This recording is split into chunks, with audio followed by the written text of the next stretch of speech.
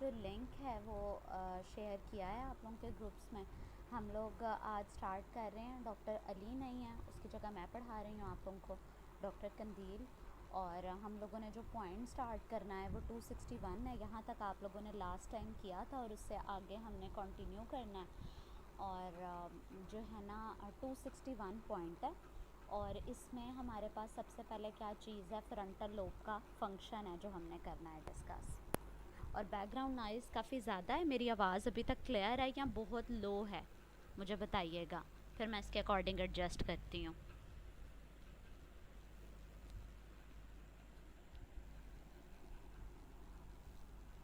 Okay, let me.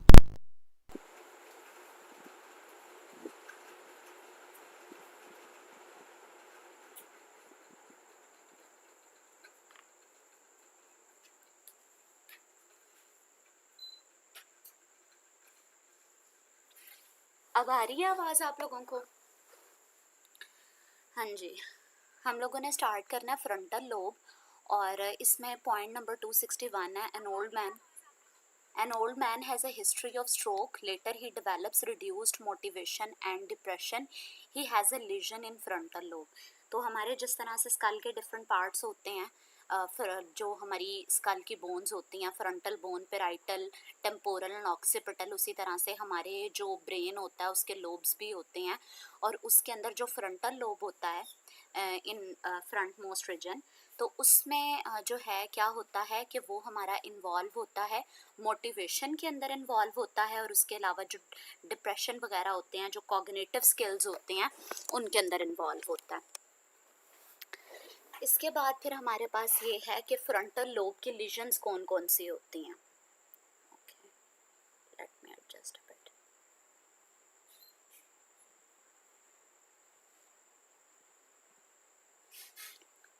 Frontal lobe lesions में सबसे पहले हमारे पास कौन से वाला है, एक्सप्रेसिव और ब्रोकास एफेजिया है।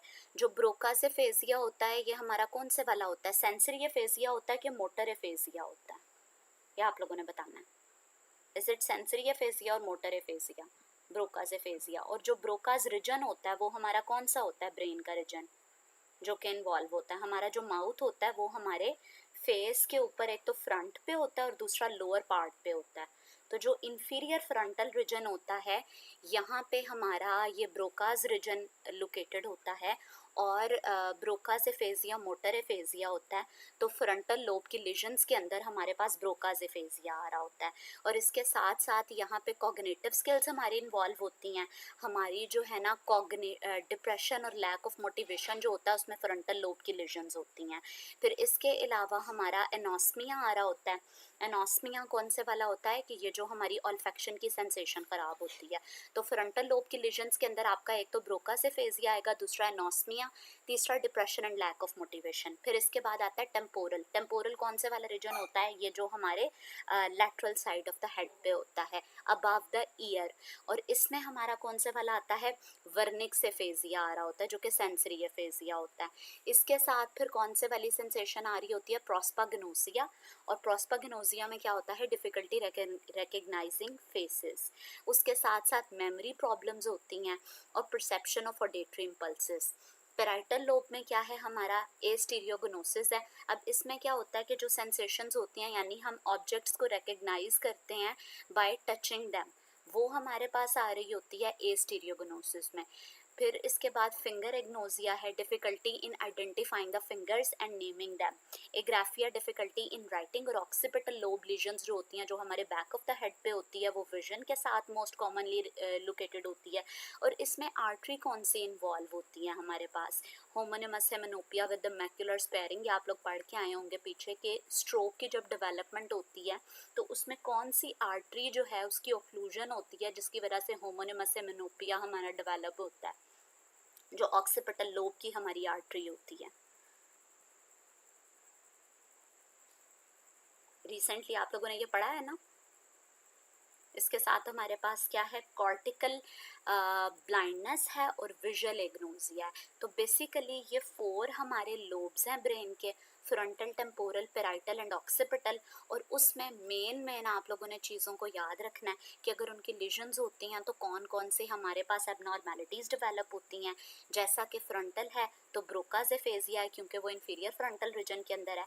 टेम्पोरल के अंदर हमारा कौन से वाला होता है, जो वर्निक्स एफेजिया होता है वो डेवलप होता है। और सेंसेशंस में ये जो 2 हैं, एग्नोजियाज प्रोसोपिग्नोसिया होता है और एस्टीरियोग्नोसिस होता है, ये वाले हमारे आ जाते हैं। और ऑक्सीपिटल लोब की जब हमारी लीजन होती है तो आर्टरी जो डैमेज होती है वो पोस्टीरियर सेरेब्रल आर्टरी होती है।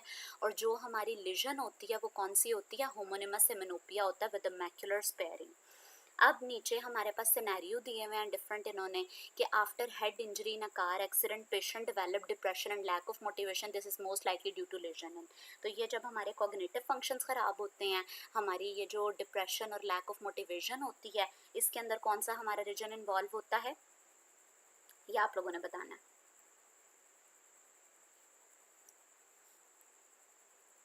उसके बाद जो हमारा मेमोरी सेंटर है मोस्टली वो कहाँ पे लोकेटेड होता है, वो हमारे टेम्पोरल लोब के अंदर लोकेटेड होता है। Common site for the pyogenic brain abscess, pyogenic brain abscess कहाँ पे होती है, फ्रंटल लोब के अंदर होती है।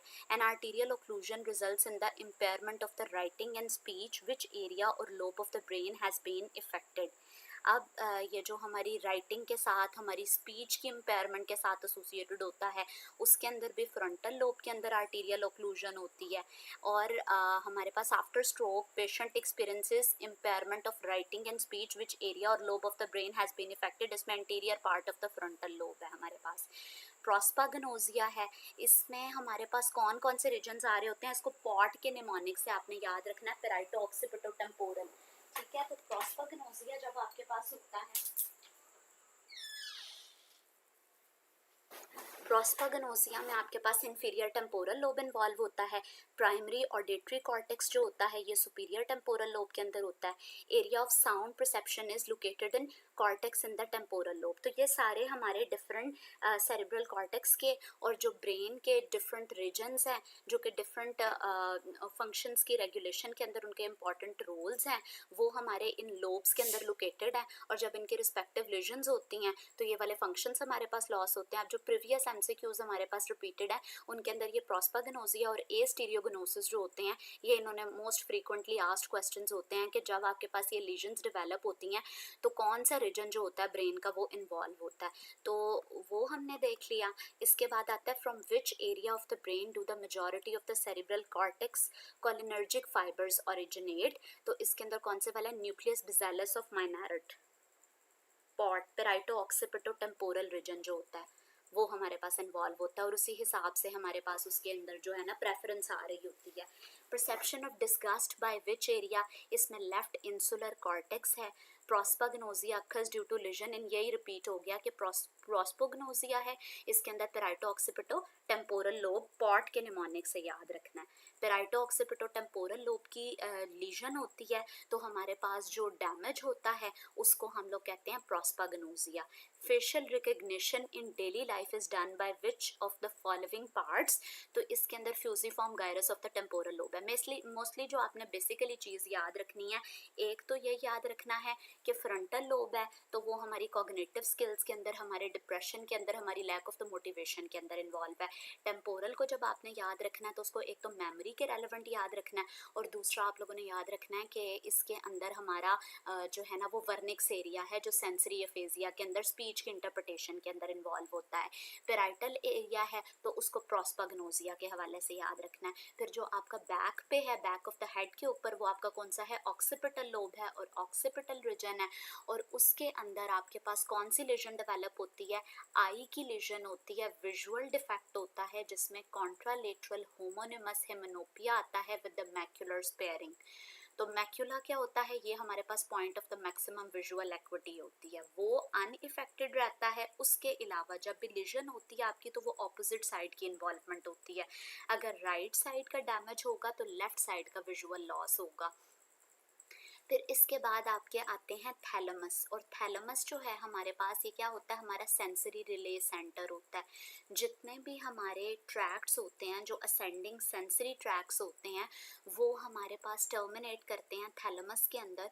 और थैलेमस के अंदर डिफरेंट न्यूक्लियाई होते हैं, जिसमें हमारे पास जो डॉर्सोमीडियल न्यूक्लियस होता है थैलेमस का, वो सेंसेशंस रिसीव करता है रिलेटेड टू मेमोरी। उसके अलावा फिर आपके पास न्यूक्लियाई हैं और इनके डिफरेंट निमोनिक्स हैं इनको याद रखने के। इसमें लैटरल जेनिकुलेट न्यूक्लियस है, जिसमें आपने लैटरल को लाइट से याद रखना है। तो ये जो लैटरल जेनिकुलेट न्यूक्लियस है, ये विजन की सेंसेशंस को कैरी कर रहा होता है और विजन की सेंसेशंस को रिसीव करता है। फिर मीडियल जेनिकुलेट न्यूक्लियस है, मीडियल को आपने म्यूजिक से याद रखना है, तो मीडियल जेनिकुलेट न्यूक्लियस जो होता है वो हियरिंग की सेंसेशंस को रिसीव करता है। फिर उसके बाद आता है आपका वेंट्रोपोस्ट्रोलेटरल न्यूक्लियस। तो वेंट्रोपोस्ट्रोलेटरल न्यूक्लियस जो है, अब इसकी आपने याद रखना, वी से वाइब्रेशन, पी से पोजीशन, जिसको हम प्रोप्रियोसेप्शन भी कहते हैं, पेन होता है, प्रेशर होता है।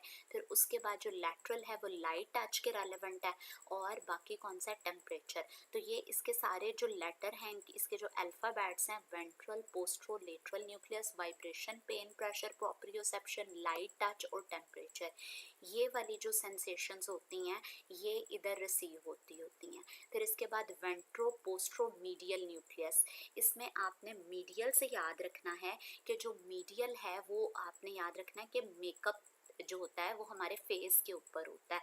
तो ये जो फेस के रेलेवेंट सेंसेशंस होती हैं वो यहाँ पे रिसीव होती हैं। ये डिफरेंट न्यूक्लियाई हैं, और न्यूक्लियाई हमारे पास क्या होते हैं, न्यूरोनल सेल बॉडीज के कनेक्शन होते हैं विद इन द सीएनएस। जो हमारा पूरा सेंसरी ट्रैक्ट है, जो कि स्टार्ट हो रहा है हमारे स्पाइनल कॉर्ड से और अपवर्ड असेंडिंग ट्रैक्ट्स हैं, उनकी जो सेंसरी रिले सेंटर है वो हमारा थैलेमस है। सारी सेंसेशंस हमारी थैलेमस के अंदर रिसीव करती हैं, एक्सेप्ट फॉर कौन सी सेंसेशन ऐसी है जो कि थैलेमस के अंदर रिसीव नहीं हो रही होती, कोई है idea? Except for the sense of, all the sensations are received in, or thalamus is the sensory relay center of all the sensation except for, आप लोगों में से किसी को आइडिया है कि कौन सी सेंसेशंस होती हैं जो कि थैलेमस के अंदर रिसीव नहीं हो रही होती हैं? Olfaction, well done. सब लोग रिस्पॉन्स करें, सब लोग एक्टिवली पार्टिसिपेट करें क्लास में, ताकि हम चीज़ों को थोड़ा सा मेमोराइज करें। अब इसमें ये जो न्यूक्लियाई हैं सारे, आप लोगों ने डिफरेंट न्यूरो एनाटमी के अंदर देखे होंगे कि क्रॉस सेक्शंस बने हुए होते हैं, और क्रॉस सेक्शन के अंदर उन्होंने न्यूक्लियस बनाए हुए होते हैं। तो उनके अकॉर्डिंग इनकी जो है ना वो लोकेशन होती है। ये सिंपली उस तरह से हमारे सर्कुलर फॉर्म जो है ना उसके अंदर इन्होंने शो किए हुए होते हैं। तो इनकी पिक्चर्स भी हैं, वो भी इतनी रेलेवेंट नहीं होती हैं। मेन आप लोगों ने इनके फंक्शंस को याद रखना है। जैसा कि a patient was made to test quinidine, the test sensations are carried by. तो टेस्ट सेंसेशन कौन सी होती हैं, फेस की सेंसेशन कौन सी वाली होती हैं? हाँ जी, ऑल्फैक्शन। उसके बाद जो टेस्ट की सेंसेशंस है हमारे पास, वो कौन से वाली हैं? वेंट्रोपोस्ट्रोमीडियल न्यूक्लियस के अंदर है। फिर taste sensation from tractus solitarius carried to cortex via, तो ये थैलेमस के थ्रू आ रही होती हैं। फिर इसके बाद ventroposterolateral nucleus of the thalamus injury, ठीक है, cause which of the following, इसके अंदर कॉन्ट्रालेटरल सोमैटोसेंसरी लॉस होता है। Thalamic haemorrhage leads to hyperaesthesia, इसका बड़ा कॉमनली आज सिनेरियो होता है कि आपके पास जो है ना इस तरह की पेन की परसेप्शन बंदे की चेंज हो जाती है कि उसको निडल फील होती है, निडल के साथ भी अगर उसको टच किया तो उसको पेन सेंसेशन बहुत ज़्यादा एग्जेसिवली फील हो रही होती है। तो ये थैलेमिक हैमरेज का एक सिनेरियो होता है जिसके अंदर हाइपरेस्थीसिया होता है कि सेंसेशन ऑफ टच आपकी एग्जासर्बेटेड होती है। फिर इसके बाद आता है हेमीबेलिस्मस।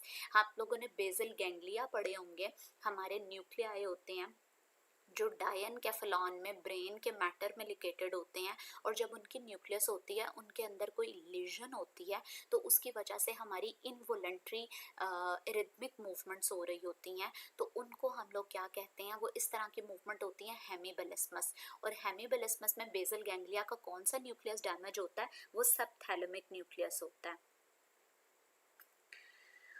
उसके बाद फिर हमारे पास आ जाता है patient attendant say that in home. मुझे आप लोगों के सबके कमेंट्स नज़र आ रहे हैं, और आप लोगों ने सही आंसर दिए हुए हैं कि ऑल्फैक्शन की सेंसेशन होती है। और इसके अलावा किसी को कोई मसला आ रहा है अभी तक?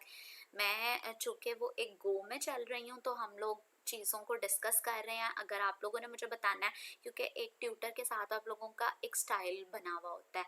अब डॉक्टर अली की आज अवेलेबिलिटी नहीं थी और उस हवाले से हम लोगों ने क्लास को मर्ज किया है। तो अगर आप लोगों को समझने में कोई मसला आ रहा है, कोई स्पीड ज़्यादा है, लो है, कोई स्टाइल है, उस चीज़ का मसला आ रहा है समझने में, तो वो आप लोगों ने बताना है। चीज़ क्लियर हो रही है? आप लोग क्या चाहते हैं, थोड़ा सा इंटरेक्टिव सेशन चाहते हैं कि ज़्यादा आप लोगों से क्वेश्चनिंग की जाए या एक गो में चला जाए? थोड़ा सा हम आगे चलते हैं, फिर आप अपना फीडबैक भी साथ साथ देना। हम लोग पढ़े हैं हेमीबलिस्मस, और हेमीबलिस्मस के अंदर हम लोगों ने पढ़ा कि ये उस वक़्त होता है जब हमारे कौन से रीजन को डैमेज होता है, हमारे सबथैलेमिक न्यूक्लियाई को डैमेज होता है। फिर इसके बाद patient attendants say that in whom the patient got a slow rise of both hands overhead and then fall to a side and get unconscious. MRI of the brain will show the lesions in which area of the brain. Okay तो इसमें ये होता है कि जब हमारे hand की overhead movement होती है, कि बहुत ज़्यादा उनका स्लो राइज होता है और वो सडनली फॉल कर जाते हैं और पेशेंट अनकॉन्शियस हो जाता है। तो ये जो मूवमेंट होती हैं ये हमारे पास कौन से वाली होती हैं? हेमीबलिस्मस होती हैं। ठीक है जी। हेमीबलिस्मस में आप लोगों ने ये याद रखना है कि इसमें सब थैलेमिक न्यूक्लियाई की लीजन है। बेलिस्मस और थैलेमस थोड़ी सी मिलती जुलती टर्मिनोलॉजी है, बेलिस्मस एंड थैलेमस। तो सब थैलेमिक न्यूक्लियाई की लीजन है, तो हमारे पास क्या डेवलप होगा? हेमीबलिस्मस डेवलप होगा। फिर thalamus is a major relay centre for all ascending sensory information except for olfaction. फिर उसके बाद आता है research is done on the function of thalamus. MRI shows different sensory stimuli which of the following will produce minimal neurological activity in the thalamus। तो ये वही एक ही चीज़ को इन्होंने बार बार रिपीट कर करके लिखा हुआ है कि हमारे पास जो सेंस ऑफ अल्फेक्शन होती है वो थैलेमस में रिले नहीं होती है, वो वहाँ पे रिसीव नहीं होती है। अगर हम MRI करवाते हैं पेशेंट का तो सारे हमें सेंसरी स्टिमुलाई यहाँ पे रिसीव होते हैं, लेकिन जो सेंस ऑफ ऑल्फेक्शन है वो मिनिमल न्यूरोलॉजिकल एक्टिविटी प्रोड्यूस करती है थैलेमस में। यानी जब हम ये स्टिमुलाई देंगे, बाकी हम दे रहे हैं वाइब्रेशन वाला स्टिमुलस दे रहे हैं, प्रोप्रियोसेप्शन का स्टिमुलस दे रहे हैं, कोई भी सेंसरी स्टिमुलस दे रहे हैं, तो हमारे पास जो थैलेमस है उसके अंदर कोई ना कोई एक्टिविटी प्रोड्यूस होती है, न्यूरोलॉजिकल एक्टिविटी, और वो MRI पे हमारे पास एविडेंट भी होती है। लेकिन जो ऑल्फैक्टरी एक्टिविटी होती है उसके रिस्पॉन्स के अंदर मिनिमल न्यूरोलॉजिकल एक्टिविटी होती है थैलेमस के अंदर।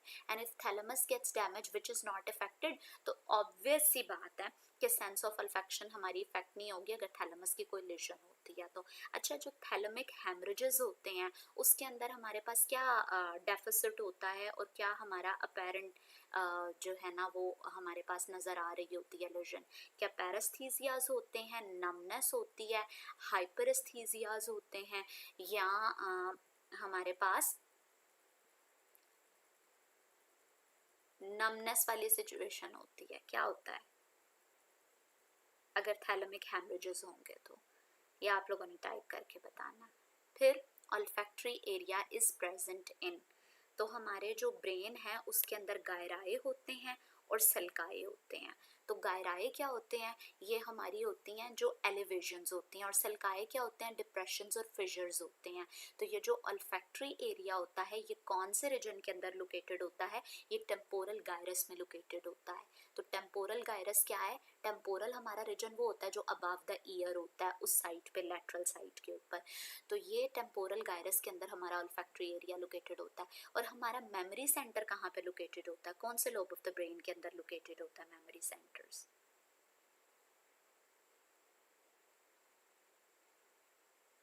प्रेफरेबल मेरे लिए भी मीट का सेशन ही होता है, लेकिन उसमें सिर्फ एक प्रॉब्लम ये होती है कि ये रिकॉर्डिंग वाला सीन जो होता है ना ये नहीं मिसिंग होता है थोड़ा सा, वरना वो बहुत अच्छा सेशन होता है। ऑल्फैक्टरी एरिया हमारे टेम्पोरल गायरस के अंदर है, और हमारा मेमोरी सेंटर जो होता है वो भी हमारा टेम्पोरल लोब के अंदर होता है। Well done, amazing, you guys are amazing. Location of the olfactory cortex is, अब olfactory area और olfactory cortex are one way or other are the same thing. Inferior temporal lobe हमारा आ रहा होता है. A patient develops sensory loss over the left side of the body. After few days his behavior for pain is changed and he becomes angry after touching. Where could be the lesion in brain? अब आपने हर scenario के अंदर जो है ना वो कोई की पॉइंट जो होता है उसको पिक करना होता है. जैसे यहाँ पे इन्होंने प्रैक्टिस एमसीक्यू के अंदर हमारे पास दिया हुआ है कि behaviour for pain is change. ये वाली करेक्टरिस्टिक आपको कहीं पे नहीं मिलेगी. जो हिप्पोकैम्पस होता है वहाँ पे हमारी शॉर्ट टर्म मेमोरी होती है और एक बेसिक एक हमारा बड़ा सेंटर होता है लिम्बिक एसोसिएशन एरिया और उसके आगे से जो है ना कंपोनेंट्स होते हैं. उसके अंदर हमारा एक होता है गायरस होता है, एंगुलर गायरस होता है और उसके अंदर हमारा जो है वो मैगडला होता है और उसके अंदर हमारा हिप्पोकैम्पस होता है. जो हिप्पोकैम्पस होता है वो शॉर्ट टर्म मेमोरी के लिए होता है. उसके लिए आप लोगों ने एक सिनेरियो बड़ा कॉमनली पास्ट एमसीक्यू उसके अंदर रिपीटेड होता है कि बच्चे को स्कूल के कैंपस की बातें याद होती हैं. मैंने अपने याद रखने के लिए बनाया हुआ निमोनिक. स्कूल के कैंपस की बातें याद होती हैं लेकिन आपकी प्रेजेंट बातें जो हैं वो याद नहीं होती. तो उसमें एंटीरोग्रेड एमनेसिया हो जाता है क्योंकि हिप्पोकैम्पस जो होता है ये हमारी शॉर्ट टर्म मेमोरी के अंदर इन्वॉल्व होता है. तो इसमें पुरानी बातें याद रहती हैं, रीसेंट मेमोरी ख़राब हो जाती है. तो ये चीज़ होती है हिप्पोकैम्पस को. इस हवाले से आप याद रख सकते हैं कि स्कूल के कैंपस की बातें याद होती हैं तो कैंपस कैंपस से याद रखना है. ये जो बिहेवियर फॉर पेन है ये हमारे थैलेमस का एक करेक्टरिस्टिक वर्ड है. जब भी आपको ये दिया होगा सिनेरियो के अंदर behaviour for pain is changed तो उसमें थैलेमस आएगा. और हमेशा ब्रेन के रीजन्स की एक बात ये है कि यहाँ पे हमारा कॉन्ट्रालेटरल पार्ट जो होता है ना बॉडी का वो इफेक्टेड होता है. जैसे यहाँ पे इन्होंने बताया हुआ है कि sensory loss over the left side of the body है. तो लेजन हमारे पास कहाँ पे होगी? अगर left side of the body पे सेंसरी लॉस है तो राइट थैलेमस इफेक्ट होगा. ठीक है जी. तो ये हमारे पास एक कॉन्ट्रालेटरल डैमेज की बात आ रही होती है. फिर इसके बाद ये जो थैलेमिक पेन सिंड्रोम है या जिसे हम हाइपरेस्थीजियाज भी कहते हैं कि मतलब एग्जेजरेटेड रिस्पॉन्स फॉर पेन है या behaviour for pain is changed है. तो उसको हम लोग क्या कहते हैं? उसके लिए एक टर्मिनोलॉजी आती है डेजरीन रोजी सिंड्रोम. तो ये जो डेजरीन रोजी सिंड्रोम है अपनी बुक्स पे इसको हाईलाइट कर लें. ये क्या होता है? Person become sensitive even to the normal stimuli. थोड़ी सी भी उसको पेन होगी आप निडल टच करेंगे ऐसे लगेगा गोली लग गई है उसको. तो ये थैलेमिक पेन सिंड्रोम जो है इसके साथ एसोसिएटेड है. आपको डिफरेंट रीजन्स के अंदर उन्होंने डिफरेंट किस्म के ना दिए हुए होते हैं पैरालिसिस और कोमास जब ब्रेन के रीजन इन्वॉल्व होते हैं. तो उसमें जब भी सेंसरी लॉस की बात आती है और प्रीडोमिनेंटली सिर्फ ओनली सेंसरी लॉस की बात आ रही है या परसेप्शन फॉर द पेन की बात आ रही है उसमें थैलेमस इन्वॉल्व है. तो यहाँ पे हमने थैलेमस के ही डिफरेंट न्यूक्लियाई को डिस्कस किया और उनकी लेजन्स को देखा कि वो होती हैं तो क्या क्या डेवलप होता है. इसके बाद फिर हमारे पास आती है जो हमारी क्रेनियल नर्व्स हैं और क्रेनियल नर्व्स में 9, 10 और 11 क्रेनियल नर्व्स जो होती हैं ग्लॉसोफेरेंजियल वेगस और 11 कौन सी होती है? Spinal accessory nerve. ठीक है. तो इसमें इनका जो न्यूक्लियस होता है वो कौन से वाला होता है? न्यूक्लियस एम्बिगुअस होता है और वो किसको सप्लाई करता है? लेरिंग्स को. अभी आप लोग एनाटमी पढ़ के आए हैं तो मतलब आपने न्यूरो एनाटमी पढ़ी थी इससे पहले. तो उसमें ये बताइएगा कि जो हमारी लैरिंग्स है उसकी मोटर सप्लाई क्या होती है? रिसेंटली आप लोगों ने पढ़ा लैरिंग्स की मोटर सप्लाई क्या है? कौन सी इसको नर्व्स जो होती हैं वो सप्लाई कर रही होती हैं? अभी हम लोगों ने न्यूक्लियस के हवाले से बात की तो हमने कहा न्यूक्लियस एम्बिगुअस जो होता है वो सप्लाई करता है लेरिंग्स को. और वो न्यूक्लियस एम्बिगुअस कलेक्टिवली कौन कौन सी क्रेनियल नर्व का न्यूक्लियस है? 9, 10 और 11 क्रेनियल नर्व का न्यूक्लियस है. Also remember that parasympathetic autonomic nucleus is for vagus is dorsal motor nucleus. तो आपने क्या करना है कि जो हमारे पास dorsal motor nucleus है उसके A को कैपिटल लिख लेना है. तो ये हमारे पास इसके डिफरेंट न्यूक्लियाई होते हैं उनमें से जो dorsal motor nucleus है वो हमारे पास कौन से वाला होता है? ऑटोनॉमिक न्यूक्लियस होता है for vagus. Amazing. Cranial nerve 10th जो होती है हमारी वेगस नर्व होती है वो लेरिंग्स के मसल को सप्लाई करती है. और उसमें भी आपने स्कार के निमोनिक से याद रखा होगा कि जो हमारी होती है सुपीरियर लेरेंजियल होती है वो क्रिकोथायरॉइड को सप्लाई करती है और रेस्ट ऑफ द मसल्स जो होते हैं उनको वो सप्लाई करती है जो हमारी रिकरेंट लेरेंजियल नर्व होती है. Regarding skull, pterion is the area where the branches of the middle meningeal artery, middle meningeal lies. ठीक है, ये जो middle meningeal है ये बहुत इंपॉर्टेंट है, इसको आप लोगों ने याद रखना है माशाल्लाह माशाल्लाह के निमोनिक से, MMA। ठीक है, मिडल मेनिंजियल आर्टरीज, ये जो मिडल मेनिंजियल आर्टरीज होती हैं इनकी ब्रांचेस होती हैं, वो कौन से रीजन में होती हैं? टेरियॉन्स। ये स्कल का जो है ना लाइटर मोस्ट पार्ट होता है और थिनेस्ट पार्ट होता है, और ये कहाँ पे होता है? टेम्पोरल रीजन के अंदर होता है। और जब हमारे पास एपिड्यूरल हीमाटोमा डेवलप होता है तो एपिड्यूरल या एक्स्ट्रा ड्यूरल हीमाटोमा कहाँ पे डेवलप होता है? ये हमारी जो है between the dura mater and between the calvaria, या हमारी जो स्कल होती है उसके दरमियान और ड्यूरा के आउटसाइड पे ब्लड की कलेक्शन होती है किसी ट्रॉमा की वजह से। और ये मोस्ट कॉमनली आस्क्ड एमसीक्यू होता है कि जब ये हमारे पास एक्स्ट्रा ड्यूरल हीमाटोमा या एपिड्यूरल हीमाटोमा डेवलप होता है तो कौन सी ब्लड वेजल्स डैमेज होती हैं? उसके अंदर हमारी मिडल मेनिंजियल आर्टरीज जो होती हैं वो डैमेज होती हैं। आपसे उन्होंने पूछा हुआ है कि जो स्कल है उसका जो टेरियन है वो एरिया है जहाँ पे हमारी जो ब्रांचेस होती हैं मिडल मेनिंजियल आर्टरी की वो लाई कर रही होती हैं। अमेजिंग। तो जो एंटीरियर ब्रांचेस होती हैं हमारी मिडल मेनिंजियल आर्टरीज की, ये हमारी कौन से वाली रीजन्स होती हैं? ये हमारी एपिड्यूरल हीमाटोमा के अंदर लाई करी होती हैं। ये हीमाटोमास जो होते हैं ना ये हमारी न्यूरो एनाटमी में, न्यूरो सर्जरी में बहुत इंपॉर्टेंट होते हैं। Damage to middle meningeal artery causes the haematoma formation between the dura calvaria. Calvaria कौन सा है? स्कल का पार्ट है।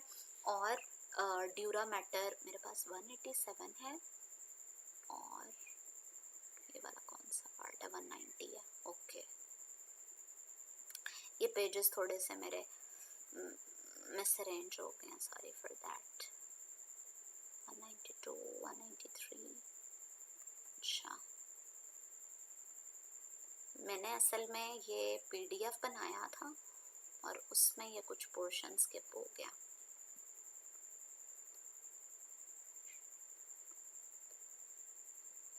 इट्स आफ्टर 187 के बाद मेरे ख्याल में ये 190 है पोर्शन।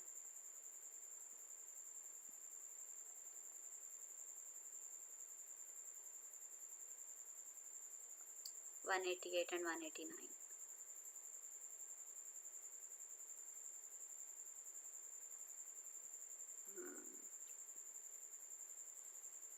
ठीक है,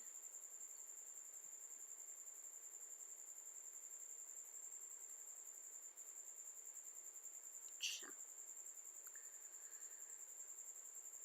अभी मेरे पास ये है कि मैं आप लोगों को करवा देती हूँ।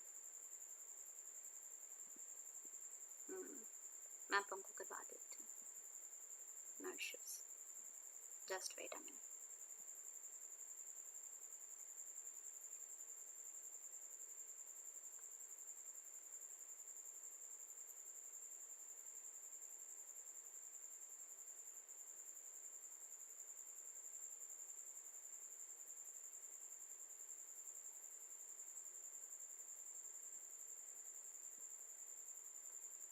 अच्छा, एक्चुअली ये है कि अभी जो चूँकि ये लाइव सेशन है और इस तरह से है यूट्यूब पे, तो इसमें जो है ना मेरे लिए करवाना थोड़ा डिफ़िकल्ट होगा क्योंकि ये जो पेजेस मिसिंग है, आई एम सो सॉरी, वो बाय मिस्टेक हो गए हैं।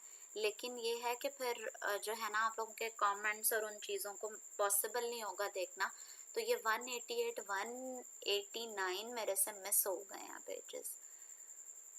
इज़ इट पॉसिबल कि ये हम लोग कल कर लें, क्योंकि कल भी आप लोगों की मेरे साथ ही क्लास होगी। तो अगर हम अभी बाकी चीज़ें कर लेते हैं, मेरे पास हैं एक्चुअली में ये पेजेस हैं, वो मसला नहीं है, लेकिन ये है कि इंटेग्रेट करना, क्योंकि यूट्यूब के साथ क्लास थोड़ी डिफ़िकल्ट होती है। ये अभी तो मैंने as it is PDF set किया हुआ है, और जो है ना अगर आप लोगों को कोई चीज़, अभी हम ये करते हैं कि अभी हम यहाँ से कंटिन्यू करते हैं और कल बाकी ये जो 188, 189 है उसके साथ कवर कर लेंगे जो रिमेनिंग चीज़ें हमारी हैं। और अगर आप लोगों को किसी चीज़ पे कोई पॉइंट की समझ नहीं आती है या आप कुछ करना चाहते हैं तो वो फिर आप मुझे कमेंट में बता दीजिएगा। अभी हम ये कर रहे हैं कि हम जो है ना वो देख रहे थे हेमाटोमा की टाइप्स, और उसमें हमने एपिड्यूरल हेमाटोमा की बात की जिसको हम एक्स्ट्रा ड्यूरल हेमाटोमा भी कहते हैं। और उसमें हमने कहा कि ब्लड की कलेक्शन किस जगह पे होती है, ड्यूरा कैलवेरिया में होती है। और उसमें जो ब्लड कलेक्ट करता है वो कौन सी स्पेस के अंदर करता है, वो एपिड्यूरल स्पेस के अंदर करता है। फिर damage to temporal region with BAT, history of 3 minutes unconsciousness, then back ache and blood vision damage is। तो इसमें कौन सी ब्लड वेसल हमारी इन्वॉल्व होती है, ये मोस्ट फ्रीक्वेंटली आस्क क्वेश्चन है और मोस्ट कॉमनली आस्क क्वेश्चन है। इसको MMA से आपने माशाल्लाह से आपने याद रखना है कि एक्स्ट्रा ड्यूरल हेमाटोमा या जो हमारी एपिड्यूरल हेमाटोमा है इसके अंदर कौन सी हमारी जो है ना आर्टरी इन्वॉल्व होती है। तो ये मुझे सारे कमेंट में टाइप करके बताएं। तो ये एटलीस्ट आप लोगों की एक प्रैक्टिस होती है कि आप लोगों की खुद भी मेमोरी अच्छी होती है और एक क्लास के अंदर भी जो है ना वो कंट्रीब्यूशन हो जाती है। तो ये anterior branch of middle meningeal artery MMA से आपने याद रखना है, माशाल्लाह से आपने याद रखना है। और ये सारे टाइप करें, ठीक है। टाइपिंग स्पीड थोड़ी आगे पीछे हो सकती है, कम नीचे हो सकती है, लेकिन आप लोग पार्टिसिपेट करते हैं तभी अच्छी क्लास हमारी बनती है। और इसमें कहाँ पे आपका रीजन इन्वॉल्व होता है, जो टेरियन होता है ना, ये स्कल का जो है वो हमारे पास वीकेस्ट मोस्ट पार्ट होता है। तो ये lateral part of the head region में होता है। टेम्पोरल रीजन जो होता है वहाँ पे ये आर्टरीज लाई आ रही होती हैं। तो यूजुअली ट्रॉमा की हिस्ट्री होती है lateral side of the head के ऊपर, और उसमें जो आर्टरी हमारे पास डैमेज होती है वो मिडल मेनिंजियल आर्टरी की एंटीरियर डिवीजन होती है। और उसका जब हेमरेज होता है तो ब्लड की कलेक्शन होती है एपिड्यूरल स्पेस के अंदर, जिसे हम ड्यूरा कैलवेरिया भी कहते हैं। तो मेमोराइज हो गई चीज। उसके बाद आपसे फ्रीक्वेंटली ये पूछेंगे कि एटेरियन कौन सी ब्रांच होती है, D branch of middle meningeal artery होती है। Regarding middle meningeal artery, it's the anterior branch and it lies deep to the pterion. A boy get hit with the ball on the right side of the head, he remains unconscious for 3 minute. इसको हम लोग क्या कहते हैं, ये जो sudden unconsciousness होती है और ये जो थोड़े से पीरियड के लिए हमारी अनकॉन्शियसनेस होती है, इसको हम लोग क्या कहते हैं। और फिर रीगेन ऑफ द कॉन्शियसनेस होती है आफ्टरवर्ड्स, ठीक है। इसको हम कहते हैं ल्यूसिड इंटरवल। तो ये वाला जो है ना एक कैरेक्टरिस्टिक चीज होती है, आपको यहाँ पे इन्होंने बताया हुआ, he remains unconscious for 3 minutes.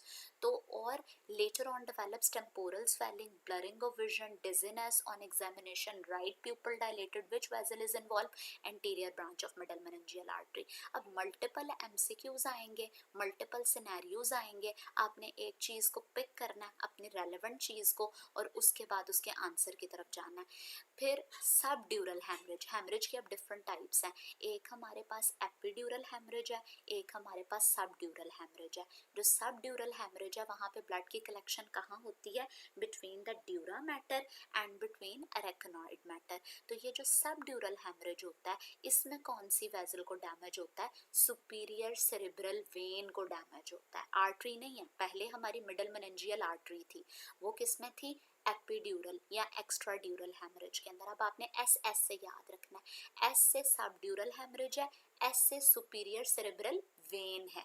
तो ये छोटी छोटी चीजें होती हैं जिनके डिफरेंस से आप लोगों के MCQs गलत हो जाते हैं। ऑप्शन के अंदर आपको सुपीरियर सेरेब्रल आर्टरी भी दिया हुआ होता है, सुपीरियर सेरेब्रल वेन्स भी दिया हुआ होता है, तो वेन्स को प्रेफर करना है। Subdural haemorrhages due to damage to superior cerebral vein. फिर इसके बाद वेल डन जी, ब्रिजिंग वेन्स। फिर उसके बाद patient presented to ER in a state of severe headache and vomiting on LP was present, blood was present in the CSF। तो यहाँ पे ब्लड को हाईलाइट कर दें।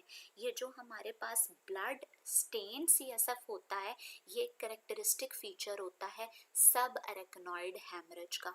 और ये जो सब अरेकनॉइड हेमरेज है इसका सिनेरियो मल्टीपल टाइम्स रिपीटेड होता है। इसको कहते हैं कि इसके अंदर जो हेडेक होती है ना उसे कहते हैं थंडर क्लैप हेडेक, यानी इस तरह की इसमें सर दर्द होती है कि जैसे आपके सर पे हथौड़े पड़ रहे हैं, तो वो या तूफान आ रहा है या सर पे इस तरह करके हो रही है। तो ये सब अरेकनॉइड हेमरेज का सिनेरियो भी बड़ा इंपॉर्टेंट इम्पॉर्टेंट है कि इसके अंदर worst ever headache of the life होती है, और इसके अंदर एक जो करेक्टरिस्टिक फाइंडिंग आपको मिलती है वो ब्लड स्टेन्ड CSF होता है। जैसे नीचे एक सिनेरियो है, a non hypertensive lady presented with the severe headache, worst headache of the life, vomiting in the raised ICP on lumbar puncture, the CSF was blood stained. What is most likely cause? तो ये जो haemorrhage होते हैं और हीमाटोमास होते हैं, इनके अंदर आपके पास प्रीवियस हिस्ट्री हाइपरटेंशन की होती है, और हाइपरटेंशन के बाद लेटर ऑन वेजल्स का रप्चर हो जाता है और आपको रेज्ड ICP भी मिलता है।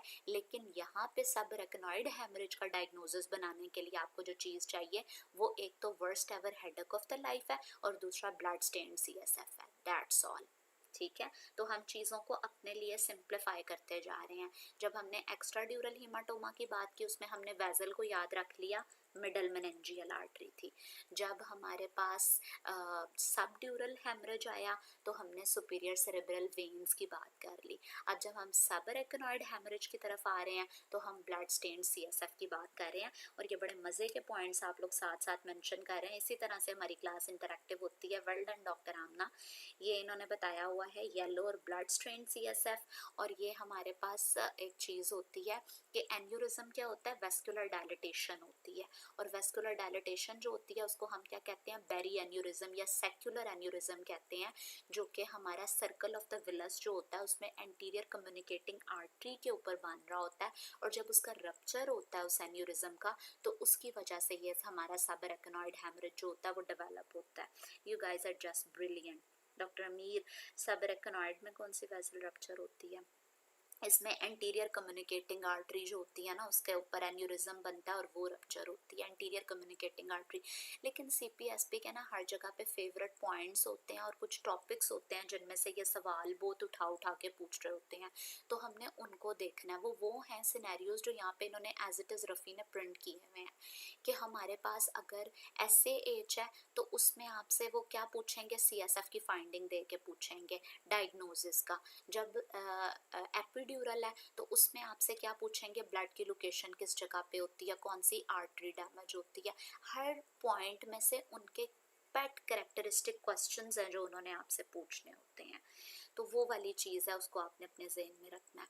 फिर उसके बाद आता है epidural haemorrhage is caused by injury to, तो ये फिर वही चीज़ रिपीटेड है। अब ये आप लोग बताएंगे कि एपिड्यूरल और एक्स्ट्रा ड्यूरल हेमरेज जो होता है उसमें हमारी माशाल्लाह वाली कौन सी आर्टरी होती है जो डैमेज होती है, तो वो हमने देख लिया। फिर an unconscious person presented in the emergency, he had injury to head, he was kept in observation, after some time lucid interval was seen and then again patient become unconscious, what is the cause?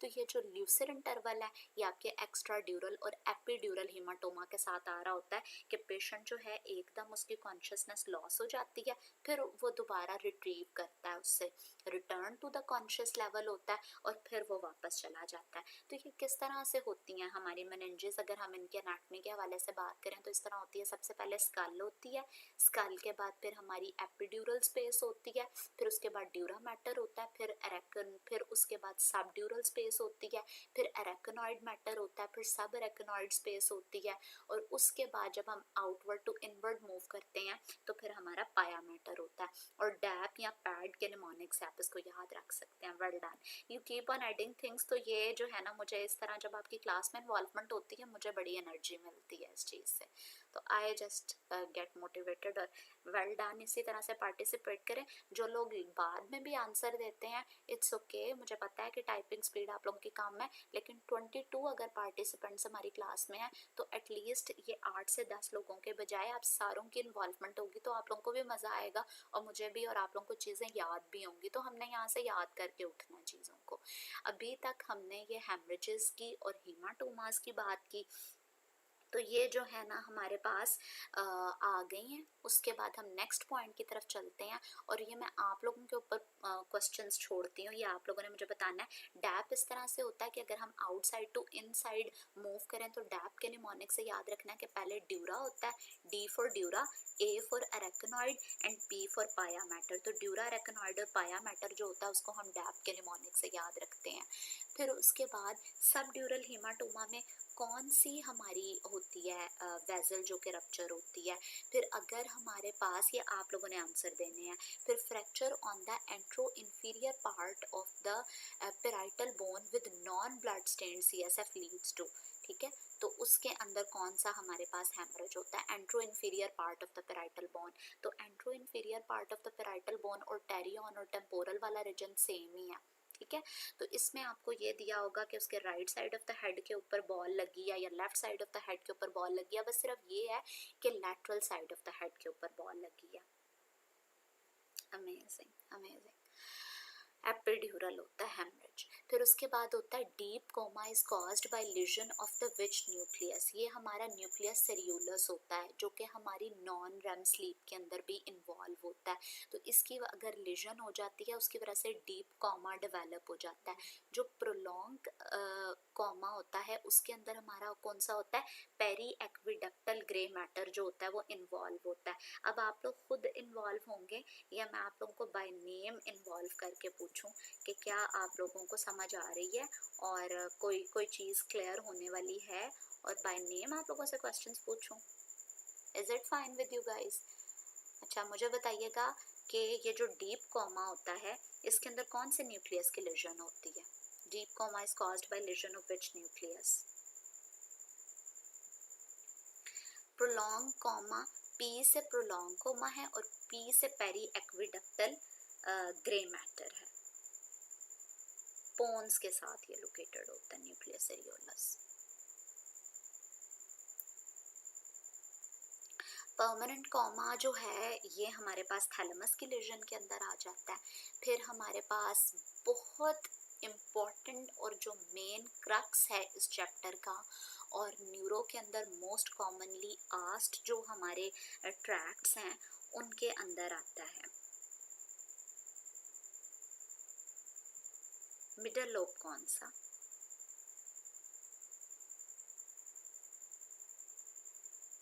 Middle lobe parietal lobe के relevant में ये बात कर रहे हैं। वो आप लोगों ने देखा है सेरिब्रल कॉर्टेक्स का जो स्ट्रक्चर होता है, इसके रेलेवेंट आप लोगों ने एक दफ़ा इमेजेस सर्च कर लेने हैं कि गूगल पे आप कर सकते हैं इमेजेस। तो वो उसमें उन्होंने दिखाया हुआ होता है कि जो बिल्कुल सेंटर रीजन होता है हमारा वो कौन से वाला होता है। हमारे ब्रेन के डिफरेंट पार्ट्स होते हैं, डायनकेफेलॉन, मेसेनकेफेलॉन, इस तरह करके रीजन्स होते हैं।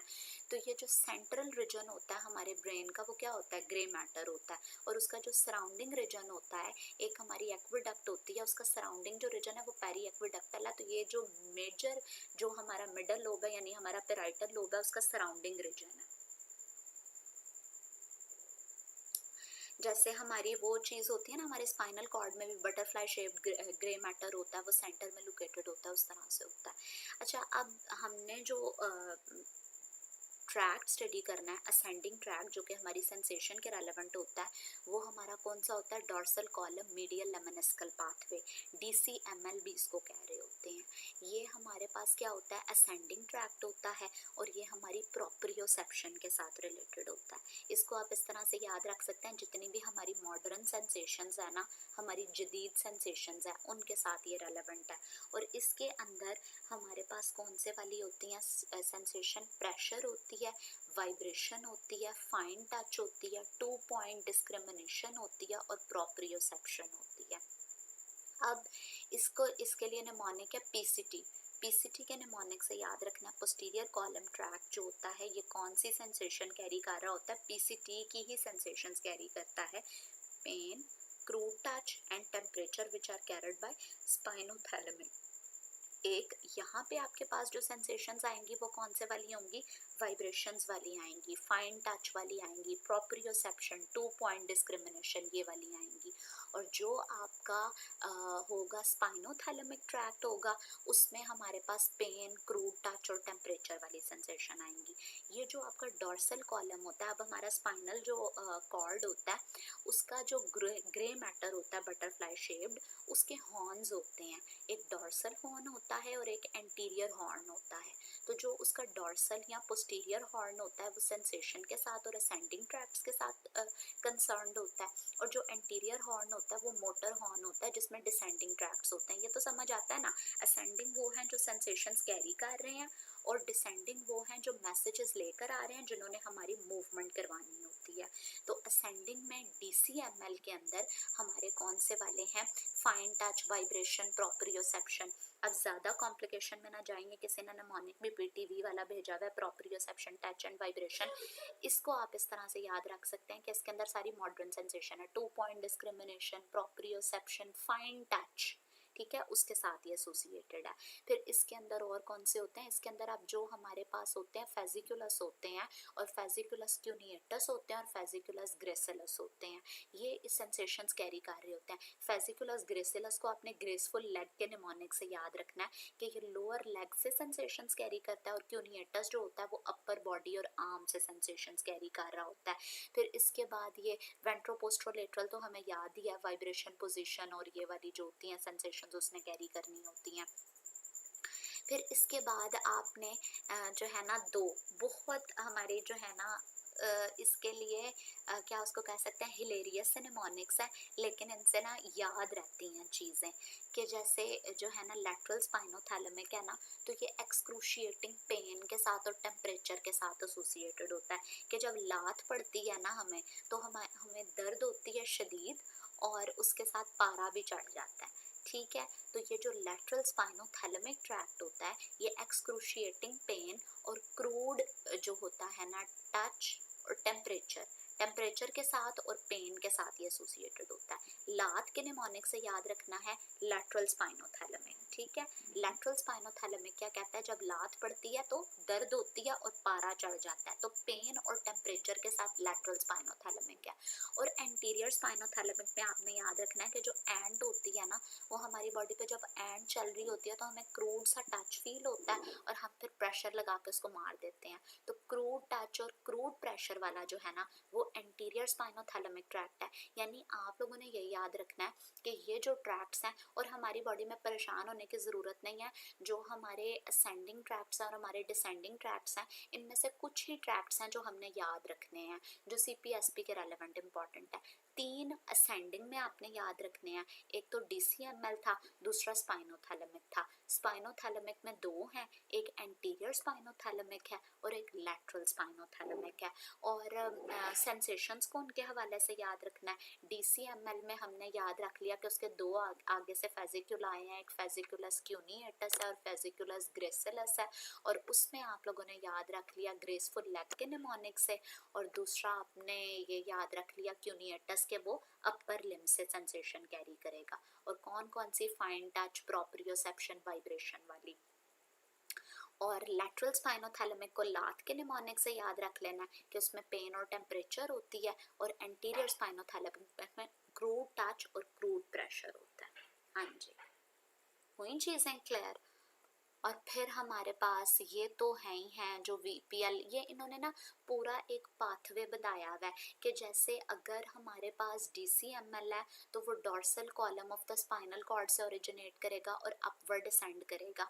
और फिर इनकी टर्मिनेशन कहाँ पे होगी, एंड तो सारे थैलेमस के अंदर ही करेंगे। थैलेमस इनका एक सेंसरी रिले सेंटर होगा, और थैलेमस के भी कौन से, वेंट्रोपोस्ट्रोलेटरल न्यूक्लियस के अंदर, और फिर उसके बाद सेंसरी कॉर्टेक्स में।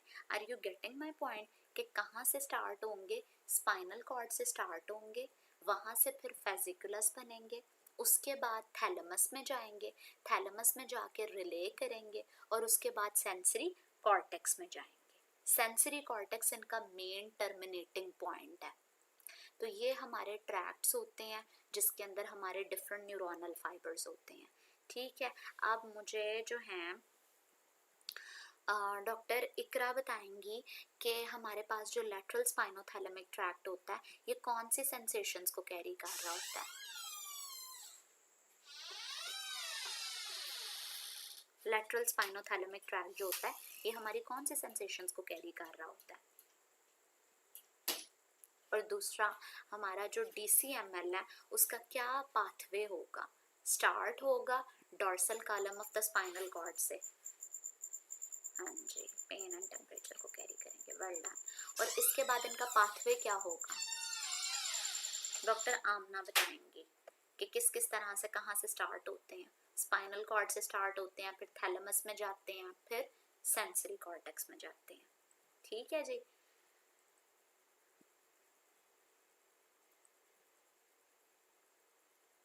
इसके रेलेवेंट मैं आप लोगों को ग्रुप में कुछ पिक्चर्स भी शेयर करूंगी और हम जो है ना मज़ीद इन चीज़ों को क्लैरिफाई करेंगे, थोड़ी अपनी विजुअल मेमोरी बना लेंगे। यहाँ पे इन्होंने और क्या चीज़ दी हुई है हमारे पास, patella bone, pain, temperature, lateral spinothalamic tract. इन्होंने ना पैटेला के वो आपको निमोनिक से याद करवाने की कोशिश की है कि लैटरल स्पाइनोथैलेमिक ट्रैक के अंदर पैटेला बोन के निमोनिक से आपने पेन और टेम्परेचर को याद रखना। पी से पेन, टी से टेम्परेचर, एल से लैटरल स्पाइनोथैलेमिक ट्रैक। और एंटीरियर स्पाइनोथैलेमिक में इन्होंने एसी से याद करवाया कि जो एंटीरियर स्पाइनोथैलेमिक ट्रैक्ट होता है वो क्रूड टच और क्रूड प्रेशर जो है उसकी सेंसेशन कैरी कर रहा होता है। तो इनके नेम से हमने याद रखना है, अगर स्पाइनोथैलेमिक है तो स्पाइनल कॉर्ड से स्टार्ट हो रहा है और थैलेमस पे जाके एंड हो रहा है। तो ये 3 ट्रैक्ट्स हैं जो कि आपके पास मेनली सिग्निफिकेंट है, इन्हीं का आपको पता होना चाहिए और इन्हीं के सेंसेशंस का पूछ रहे होते हैं कि कौन सा ट्रैक्ट आपके पास जाता है तो कौन सी, और सबसे ज़्यादा जो है ना वो लैटरल और एंटीरियर का ही पूछ रहे होते हैं। तो एंटीरियर में आपने क्रूड टच और क्रूड प्रेशर को याद रखना है, चाहे तो एंट वाले निमोनिक से याद रख लें, चाहे तो एसी वाले निमोनिक से याद रख लें कि एंटीरियर स्पाइनोथैलेमिक है तो क्रूड टच और क्रूड प्रेशर के साथ है, और लैटरल स्पाइनोथैलेमिक है चाहे इसको लात वाले निमोनिक से याद रख लें कि लात पड़ती है तो दर्द भी होती है और पारा भी चढ़ जाता है, या इसको पैटेला बोन के निमोनिक से याद रख लें कि पेन, पी से पेन, टी से टेम्परेचर और एल से lateral spinothalamic.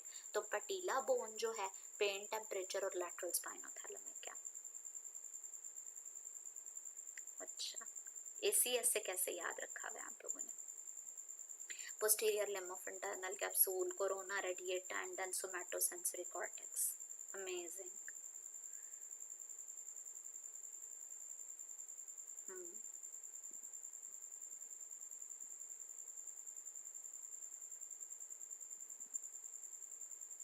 Well done. DCML का इन्होंने प्रॉपर पाथवे शेयर किया हुआ है कि रिसेप्टर से ये स्टार्ट होता है, फिर इसके बाद dorsal column of the spinal cord के अंदर अपर डिसेंड करता है, फिर इसकी डीकसेशन होती है मेडुल्ला के लेवल के ऊपर, फिर ये अपवर्ड असेंट करता है, वेंट्रोपोस्टरोलेटरल न्यूक्लियस ऑफ थैलेमस तक जाता है, और फिर फर्दर ये असेंट करता है और सेंसरी कॉर्टेक्स जो होता है पोस्टीरियर सेंट्रल गायरस के अंदर, वहां पर जाके इसकी टर्मिनेशन होती है। ठीक है, फिर इसके बाद आते हैं lateral and interior corticospinal tract. तो इसमें कॉर्टिकोस्पाइनल कौन से होते हैं? कॉर्टेक्स से स्टार्ट होते हैं और स्पाइनल कॉर्ड के अंदर टर्मिनेट करते हैं। ये डिसेंडिंग ट्रैक्ट्स होते हैं जो कि वॉलंटरी मोटर होते हैं और जो है ना हमारी वॉलंटरी मोटर एक्टिविटीज़ को ये कंट्रोल कर रहे होते हैं। क्रूड टच कैरिड बाय, तो उसके अंदर हमारे कौन से वाली होती हैं? क्रूड टच की सेंसेशंस कौन कैरी कर रहा होता है? कौन सा ट्रैक्ट है जो हमारी क्रूड टच की सेंसेशंस को कैरी कर रहा होता है?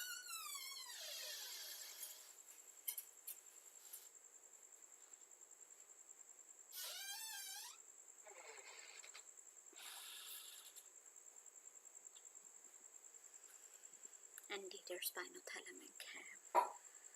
Well done. इसके बाद हमारे पास है pain through free nerve ends is transmitted by spinothalamic tract. फिर हमारे पास है spinothalamic pathways carry pain and temperature from substantia gelatinosa to thalamus but with free nerve endings, mainly spinothalamic tract is associated. Patient have excruciating right leg pain. Right leg cordotomy was performed. Which tract was involved? अगर severe excruciating leg pain होती है तो pen and temperature के साथ हमारा कौन सा pathway associated होता है? और अगर राइट साइड की होती है तो उसमें कौन से वाली साइड का जो ट्रैक्ट होगा वो इन्वॉल्व होगा? कॉन्ट्रालेटरल साइड का इन्वॉल्व होगा, तो हमारा left lateral spinothalamic tract involve होगा।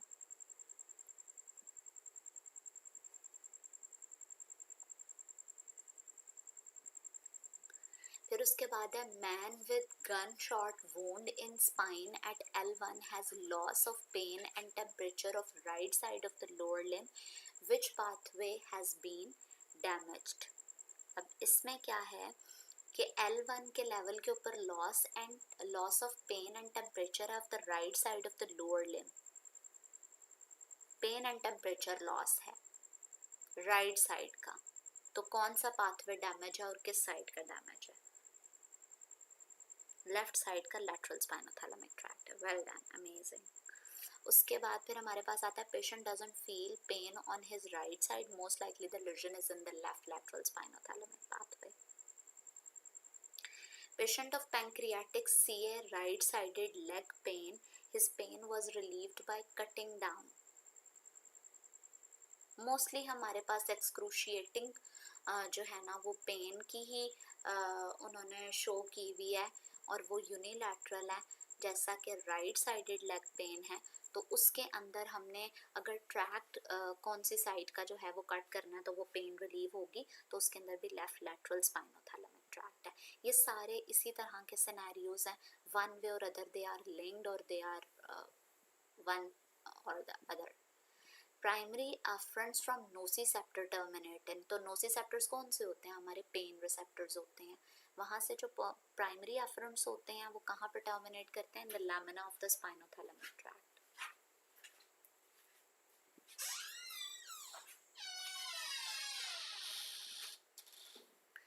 फिर उसके बाद है unmyelinated nociceptive primary afferent fiber synapse directly through which of the following neurons in the spinal cord?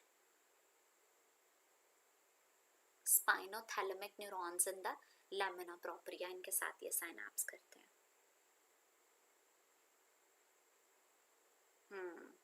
और ये जो थ्रेटनिंग केमिकल और फिजिकल चेंज होता है ना, ये बिल्कुल इस तरह का ही होता है कि जिस तरह से हमारी पेन की सेंसेशंस होती हैं।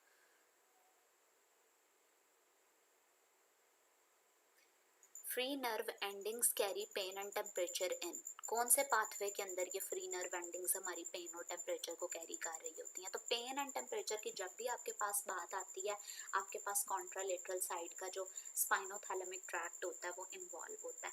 ये ट्रैक्ट आप लोगों ने पहले स्टडी किए हुए हैं या भी आप लोग पढ़ रहे हैं, और प्रॉबेबली आप लोगों ने ये डॉक्टर फराह के साथ आप लोगों ने स्टडी किए होंगे।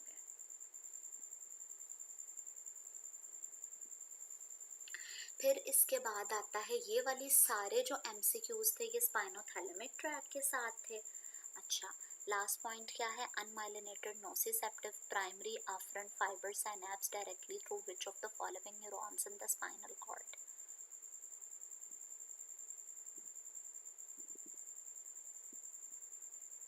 अच्छा, जो नोसिसेप्टर्स होते हैं कौन से होते हैं? हमारे पेन रिसेप्टर्स होते हैं।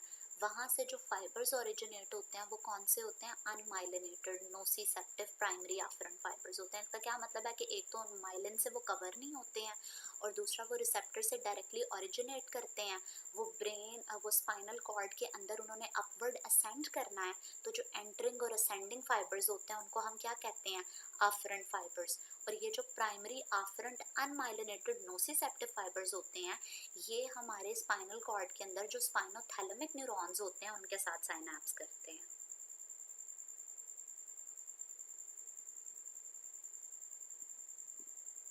ठीक है, स्पाइनोथैलेमिक न्यूरॉन्स के साथ नोसिसेप्टिव फाइबर्स ने स्पाइनोथैलेमिक न्यूरॉन्स के साथ साइनैप्स करना होता है in the lamina propria. Unmyelinated C type.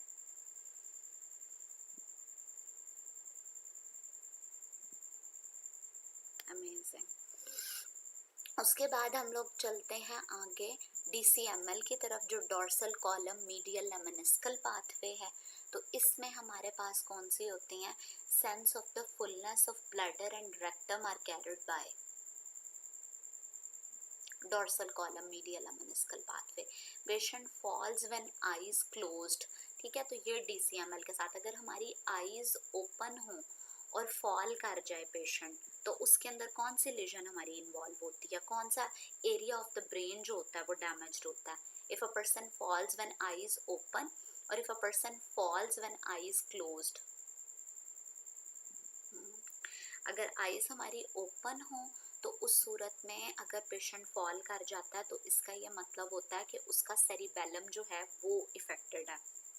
कि उसका जो है ना वो कोऑर्डिनेटेड जो बॉडी के मूवमेंट्स है वो पॉसिबल नहीं। अगर आईज क्लोज हों और बंदा गिर जाए तो इसका मतलब है DCML जो है वो उसका कॉज है।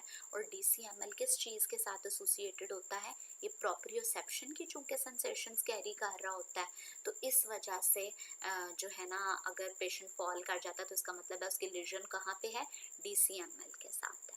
Proprioceptions are carried by which fiber? Dorsal column. Regarding motor gray column tract, one extend until the whole length of the spinal cord.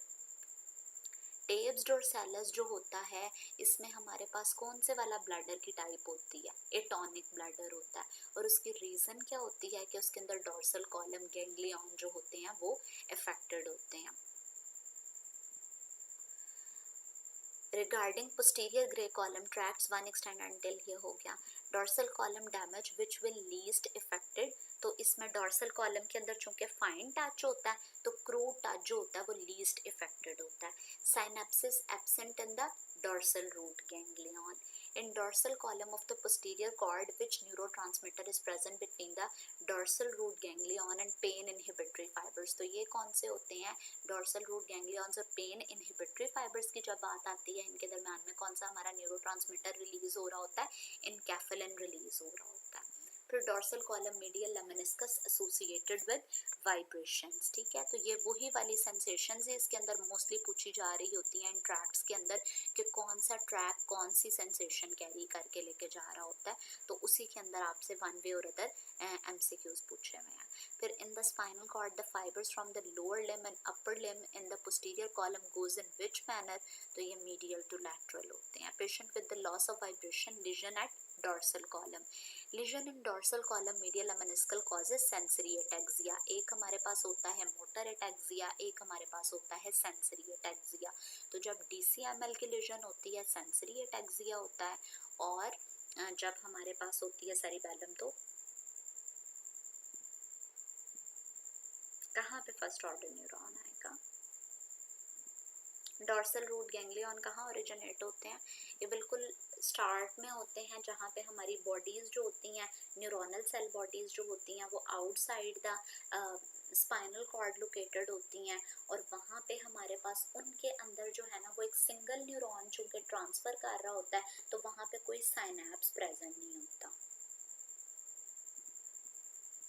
वहाँ पे मल्टीपल साइनैप्स कहाँ पे होते हैं यूजुअली, जहाँ पे हमारे पास जो है ना न्यूरॉन्स का आपस में जंक्शन हो रहा होता है बाय सूडो यूनिपोलर न्यूरॉन्स होते हैं, मतलब more than one neurons when they are linked, when there is any connection, तो उस सूरत में साइनैप्स होगा। और ये डोर्सल रूट गैंग्लियन के अंदर सिंगल न्यूरॉन होता है जो कि सूडो यूनिपोलर होता है, तो उसके अंदर कोई साइनैप्स नहीं होता। फिर उसके बाद है patient with the loss of vibration lesion at dorsal column, lesion in dorsal column medial lemniscal pathway causes sensory ataxia. joint position error in medial lemniscal system, medial lemniscus is formed by the decussation of internal arcuate fibers. Lesion to medial lemniscus at the level of midbrain will cause the loss in fine touch. Patient has lost fine touch, vibration and proprioception in left leg. Lesion is in the कौन सा nucleus यहाँ पर involve होता है। अगर ये सारी कौन सी सेंसेशंस हैं हमारी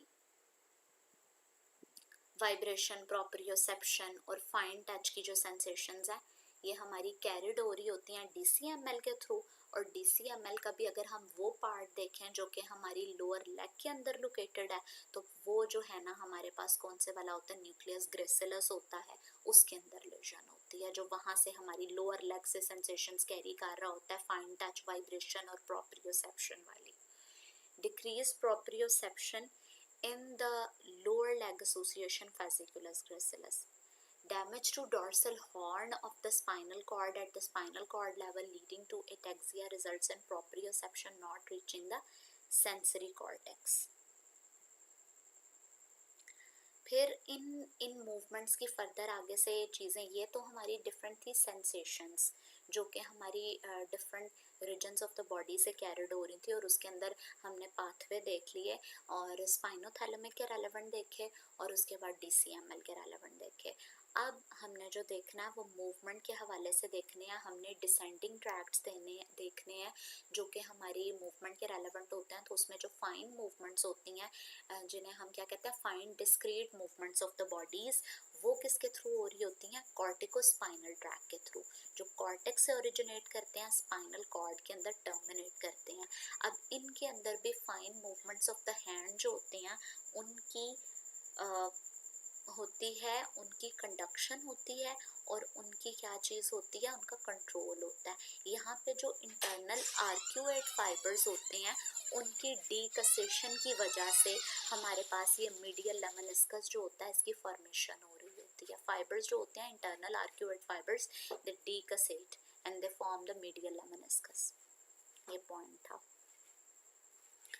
उसके बाद fine movements of the hand are controlled by cerebellum and fine movements of the hand are conducted by, जो इन मूवमेंट्स को करवा रहा है वो हमारा जो ट्रैक्ट है वो कॉर्टिकोस्पाइनल ट्रैक्ट है, और फर्दर जो इनकी कंट्रोल है और जो इनकी कोऑर्डिनेशन है वो सेरिबेलम ने करवानी है। फिर 26-year-old man had the gunshot wound to spine after which he lost sensation to lower limb, loss of power but increased tone and upgoing plantar with the central clonus lesion at। ये वाली जो सारी चीज़ें हैं ये upper motor neuronal legion के science है, increase tone, अपगोइंग planter, और साथ में हमारी इन्होंने क्या बताया हुआ है कि सेंसेशंस भी लॉस्ट है लोअर लिम्ब की और उसकी पावर लॉस है। तो इसमें कौन से ट्रैक्ट है, इसमें मोटर डेफिसिट भी है और इसके अंदर सेंसरी डेफिसिट भी है, सेंसेशंस भी लॉस है, मोटर भी लॉस है, पावर भी लॉस है। तो इसमें जो है ना हमारे दोनों ट्रैक्ट्स इन्वॉल्व होते हैं, कॉर्टिकोस्पाइनल ट्रैक्ट भी इन्वॉल्व होता है और उसके साथ साथ हमारा लैटरल स्पाइनोथैलेमिक ट्रैक्ट इन्वॉल्व है, और साथ में क्या है, हमारी सेंट्रल क्लोनस लीजन है। तो बेसिकली कॉर्टिकोस्पाइनल जो होता है ये फाइन डिस्क्रीट वॉलंटरी मूवमेंट्स के साथ एसोसिएटेड होता है। जब उनकी कंडक्शन के अंदर हम पूछते हैं तो वो ट्रैक्ट आएगा, और जो इन मूवमेंट को रेगुलेट करवा रहा है, कंट्रोल करवा रहा है, वो हमारा कौन से वाला है, सेरिबेलम है। मेन पॉइंट देखेंगे हम।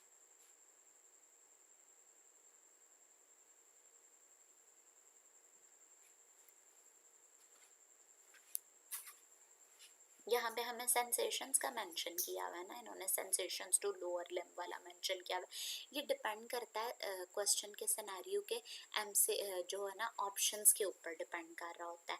जो लॉस ऑफ द पावर है वो आपके पास इंडिकेट कर रहा है कि आपके पास मूवमेंट और वो कोई मोटर डेफिसिट है, और जो लॉस ऑफ सेंसेशन है वो डिपेंड कर रहा है यानी कि दोनों आपके पास असेंडिंग पाथवे भी अफेक्टेड है और डिसेंडिंग पाथवे जो हैं वो भी इफेक्टेड हैं। तो इसमें क्लियरली मेंशन नहीं है, बट जो ऑप्शंस होंगी उनके अकॉर्डिंगली हमने जब देखना होता है तो हम बेस्ट पॉसिबल को सिलेक्ट करते हैं, और उसमें प्रोबेबली जो आपकी सेंसरी वाली ऑप्शंस होंगी उनमें ये वाला मेंशन होगा, क्योंकि ये एक रिकॉल इन्होंने यहाँ पे बताया हुआ है। तो यहाँ पे जो gun shot injury wound to the spine हुआ है उसके अंदर स्पाइनल पाथवेज के अंदर ये दोनों आ रहे हैं। इसके अंदर मेन इनका पर्पस ये था कि इन्होंने ये मेंशन किया हुआ है कि सेंसरी डेफिसिट भी है, मोटर डेफिसिट भी है, तो असेंडिंग पाथवे भी इन्वॉल्व है और डिसेंडिंग पाथवे भी इन्वॉल्व है। इस तरह करके ये बताया हुआ। फिर हमारा लास्ट पॉइंट है जिसको हम डिस्कस करते हैं, और इसको कल हम रिपीट भी करेंगे, यहीं से स्टार्ट करेंगे और फर्दर आगे लेके चलेंगे। ये बहुत इंपॉर्टेंट चीज़ है जो आपका ब्राउन सीक्वर्ट सिंड्रोम है, जिसके अंदर स्पाइनल कॉर्ड जो होता है इसकी हेमी सेक्शन हो रही होती है, यानी स्पाइनल कॉर्ड की अगर हाफ साइड रिसेक्ट हो जाए तो यहाँ से आप लोग स्पाइनल कॉर्ड को विजुलाइज भी कर सकते हैं कि इसका जो सेंट्रल जो है वो बटरफ्लाई शेप्ड ग्रे मैटर होता है और उसका सराउंडिंग जो होता है वो वाइट मैटर होता है। और यहाँ पे आपको उन्होंने बताया हुआ है कि एरिया ऑफ द कॉर्ड जो आपका डैमेज है वो हाफ साइड हुआ है। सपोज किसी को गन शॉट इंजरी हुई है या किसी को कोई इस तरह का डैमेज हुआ है जिसमें उसके स्पाइनल कॉर्ड जो है वो हाफ साइड जो होती है वो रिसेक्ट हो गई है, हेमी सेक्शन हो गई है।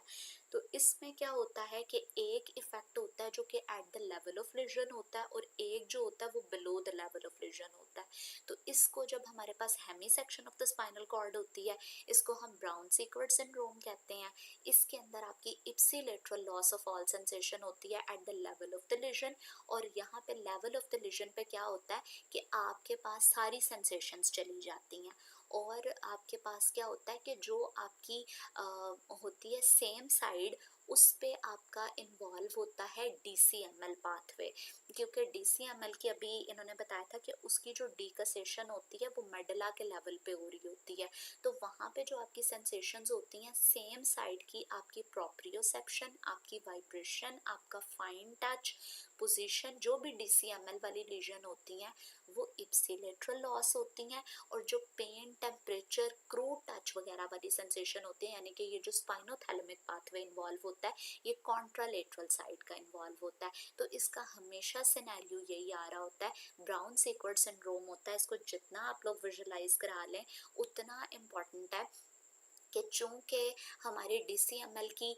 जो डीकसेशन होती है या उसके जो फाइबर्स होते हैं क्रॉस करके ऑपोजिट साइड पे जो जाते हैं वो अपर लेवल पे जाते हैं, और ये जो स्पाइनोथैलेमिक होता है उसके जो होते हैं वो ऑपोजिट साइड पे स्पाइनल कॉर्ड के ही लेवल पे चले जाते हैं। तो इस वजह से जब भी ब्राउन सीक्वर्ट सिंड्रोम डेवलप होता है या स्पाइनल हेमी सेक्शन होती है, उसके अंदर आपकी इप्सिलेटरल जो होती है वो आपकी वाइब्रेशन, प्रोप्रियोसेप्शन चली जाती है, फाइन टच चला जाता है, और कॉन्ट्रालेटरल साइड जो होती है उसका पेन, टेम्परेचर और क्रूड टच जो होता है वो चला जाता है। जैसे यहाँ पे नीचे भी आपको दिया होगा, तो अब उसमें आपको पूछेंगे कि स्पाइनल हेमी सेक्शन जब होता है तो उसके अंदर क्या होता है, contralateral loss of pain and temperature है, और मल्टीपल टाइम्स पे आपसे यही पूछा होगा, Hemy section of the spinal cord done, what symptoms will be observed below the level of lesion, तो below the level of lesion contralateral loss of pain and temperature है। फिर उसके बाद है 45 year man presents with inability to feel heat or cold on the left side of the body, ठीक है। on examination there is a loss of vibration, position, sense, deep touch and motor function of the right lower limb, तो अगर right lower limb जो है उसकी DCML वाली lesion गई है और left side जो है उसके ऊपर आपकी चली गई हैं आपकी चली गई हैं स्पाइनोथैलेमिक की, तो फिर आपके पास ब्राउन सीक्वर्ट सिंड्रोम के साइड का होगा। हाँ जी बताइएगा डॉक्टर ज़ारा, कि हमारे पास अगर राइट साइड के ऊपर हमारी DCML की गई हैं और लेफ्ट साइड के ऊपर हमारी स्पाइनोथैलेमिक वाली गई हैं, तो ब्राउन सीक्वर्ट सिंड्रोम कौन सी साइड का होगा? जिसको भी आता है, जो भी आता है, तो आप लोग टाइप करते जाएं, ठीक है। एंड इट डजंट मैटर कि किसी ने पहले किया किसी ने बाद में किया, your typing speed can be slow, तो सब लोग पार्टिसिपेट करें, your participation matters the most. Amazing. इसमें मेन पॉइंट यही है कि सेम लेवल के ऊपर और eight the level of legion आपका जो है ना लॉस ऑफ ऑल सेंसेशन है, below the level of legion ipsilateral side के ऊपर DCML वाली, इप्सिलेटरल पे वाइब्रेशन, पोजीशन, टच और ये वाली लॉस होती हैं, फाइन टच वगैरह, और कॉन्ट्रालेटरल साइड के ऊपर पेन, टेम्परेचर जाएंगी, कॉन्ट्रालेटरल साइड के ऊपर आपकी जो होती है वो इनएबिलिटी टू फील हीट और कोल्ड भी हो सकती है, वन वे और other, these are the same exactly. फिर उसके बाद हमारे पास आता है security guard had a gun shot injury on the lower back and lateral, refer to physiotherapy and rehabilitation, he has lost contralateral pain and temperature below the level of legion and ipsilateral loss of vibration, तो वो क्या होगा, brown सीक्वर्ट syndrome है। फिर ये जो Hemy section of the cord होती है एक, इसका बाकी सारे सिनेरियो सेम है, ये जो लास्ट वाला पॉइंट है सिर्फ ये याद रखने वाला है, और ये सिर्फ एक डिफरेंट पॉइंट है कि ये जो हमारे पास हेमी सेक्शन होती है स्पाइनल कॉर्ड की, या half of the spinal cord की जो रिसेक्शन होती है, इसको कंप्लीट रिसेक्शन से हम किस तरह से डिफरेंशिएट करते हैं, तो वो स्पाइनल शॉक के लेवल पे करते हैं, स्पाइनल शॉक के जरिए से इसको डिफरेंशिएट करते हैं। Right side touch while left side temperature and pain loss, तो राइट हेमी सेक्शन होगी। अब ये सारी जगह पे यही रेपिटेशन है। फिर below the Hemy section of the spinal cord ipsilateral loss, upper motor neuron type paralysis होता है। अपर मोटर न्यूरॉन लीजन के क्या क्या फीचर्स होते हैं? इसके अंदर अपगोइंग प्लांटर्स होते हैं, इसके अंदर बेबनिस्की साइन पॉजिटिव होता है, इसके अंदर जो है ना वो स्पाजेटिक पेरेसिस होता है, ये वाले फीचर्स होते हैं। Mid thoracic Hemy section of the spinal cord में भी यही आते हैं, spastic paresis and positive Babinski sign होता है। पॉजिटिव बेबनिस्की साइन का क्या मतलब होता है कि ये जो हमारे पास होता है बिग टो होता है उसकी अपवर्ड मूवमेंट होती है, और जो बाकी रेस्ट ऑफ द टोज होते हैं उनकी फैनिंग आउट होती है, तो वो वाली चीज होती है। फिर उसके बाद आता है right lower limb paralysis with the loss of the pain at T9 and loss of vibration at T8 and bilateral reflexes are normal. तो यहाँ पे हमारे पास जिस लेवल जो लेवल ऑफ द लीजन होती है वहाँ पे ipsilateral loss of the vibration होती है।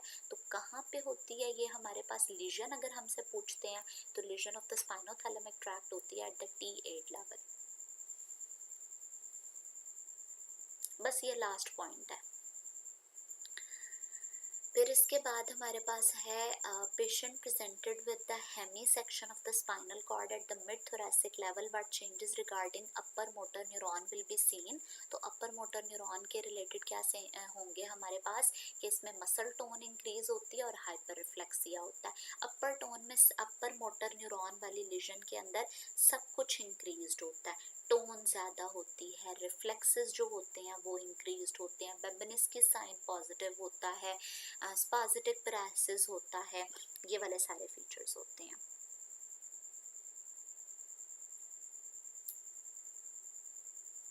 उस लेवल के ऊपर हमारे पास होती है DCML की lesion, ipsilateral loss of the proprioception below T8 level. T8 के लेवल से नीचे है तो T8 के लेवल, ये हमने देखा था ना अभी जब हमने बात की थी ब्राउन सीक्वर्ट सिंड्रोम की, तो हम कहते हैं कि जो below the level of legion होती है वहाँ पे ये होता है कि इप्सिलेटरल लॉस पे वाइब्रेशन हो जाती है और कॉन्ट्रालेटरल साइड जो होती है ना उसके ऊपर होती है ये आपकी पेन एंड टेम्परेचर जो होती है वो लॉस हो जाती होती है। तो जो जिस लेवल पे लीजन होती है उससे एक लेवल नीचे आपके पास ये पैरालिसिस और ये जो आपकी लॉस ऑफ सेंसेशन होती हैं वो होती हैं एग्जिबिट होती हैं। तो अगर ये T9 के लेवल पे हमारे पास पेन एंड टेम्परेचर लॉस हो रही है तो इसका क्या मतलब है कि इंजरी कहाँ पे हुई थी? T8 के लेवल पे। जिस लेवल पे इंजरी होती है उस साइड पे तो सारा कुछ ही लॉस, उस लेवल पे तो सब कुछ लॉस हो जाता है, सारी सेंसेशन लॉस हो जाती हैं, समझ रही हैं? और लेवल ऑफ लीजन से नीचे हमारे पास आता है कॉन्ट्रालेटरल साइड पे पेन टेम्परेचर और इप्सिलेटरल साइड पे वाइब्रेशन प्रोप्रियोसेप्शन।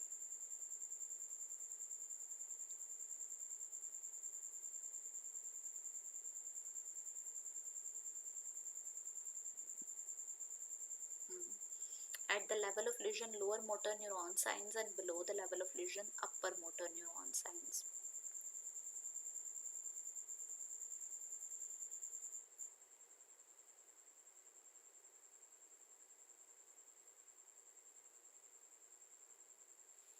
यहाँ पे आपने ये याद रखना है कि जिस लेवल पे लीजन होती है ना उससे नीचे उसका पैरालिसिस होगा, उसके नीचे वाले लेवल पे।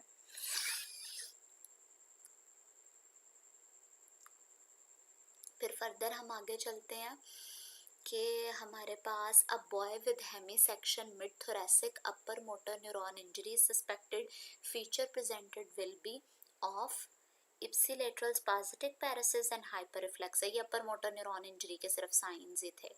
Regarding spinal cord lesion at C7 contralateral loss of pain and temperature below the lesion, loss of all sensations bilaterally below the lesion by complete cord transaction, mass reflexes demonstrated in patients suffering from complete transaction of the spinal cord। complete transaction of the spinal cord में एक तो हमारे पास spinal shock होता है और दूसरा हमारे पास mass reflex होता है और जो होती हैं हमारे पास loss of all sensations होती हैं below the level of lesion। ठीक है जी। उधर स्पैजेटिक पैरालिसिस था, लोअर मोटर न्यूरॉन के अंदर फ्लैसिड पैरालिसिस होता है।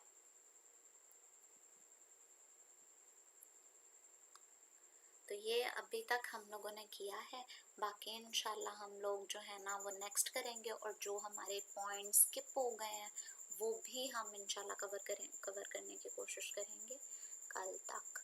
कोई चीज़ आप लोगों को नहीं समझ आई है तो आप मुझसे पूछ सकते हैं, ठीक है, ग्रुप में भी क्वेश्चन कर सकते हैं, और वैसे भी अगर यहाँ पर भी आप लोग पूछना चाहें तो पूछ सकते हैं, मोस्ट वेलकम।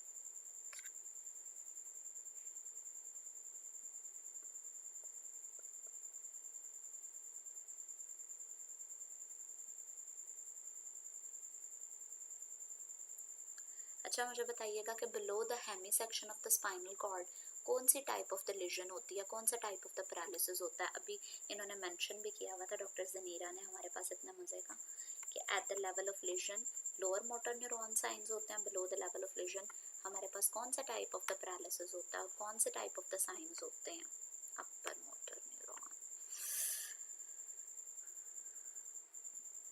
आप लोगों से कुछ क्वेश्चंस पूछ लूँ अगर आप लोगों को समझ आ गई है तो। Fine movements of the hands are conducted by, fine movements of the hand के अंदर कौन सा हमारा ट्रैक्ट इन्वॉल्व होता है, and conducted by and controlled by, conducted किससे होते हैं और कंट्रोल किससे हो रही होती हैं fine movements of the hand.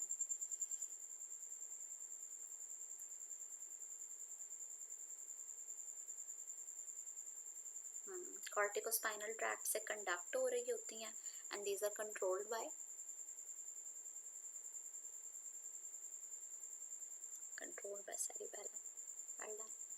Sense of the fullness of the bladder and rectum are carried by, हमें पता है प्रोप्रियोसेप्शन, फाइन टच, वाइब्रेशन, ये सारा कुछ DCML के साथ है। ये जो sense of fullness of the bladder and rectum है, ये कौन से ट्रैक्ट जो होता है वो इनको कैरी कर रहा होता है।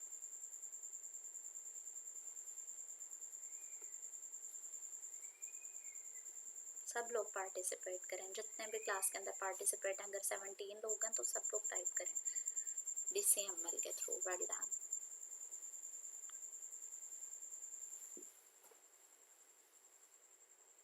अच्छा ये जो फुलनेस ऑफ द ब्लैडर होती है ये कौन सी टाइप ऑफ द सेंसेशन होती है हमारे पास, and deep coma is caused by lesion of which nucleus.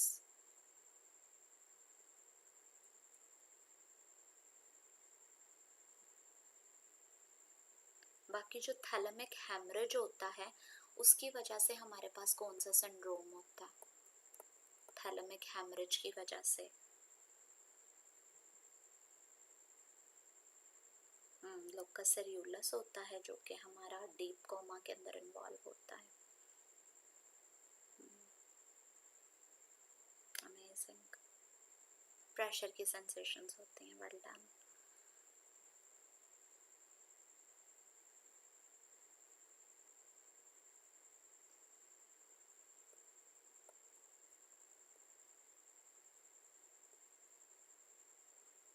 Thalamic pain syndrome, hyperesthesias. और बाकी लोगों का मैं ये समझूं कि आप लोगों को समझ नहीं आई है जो आंसर नहीं किया जिन्होंने।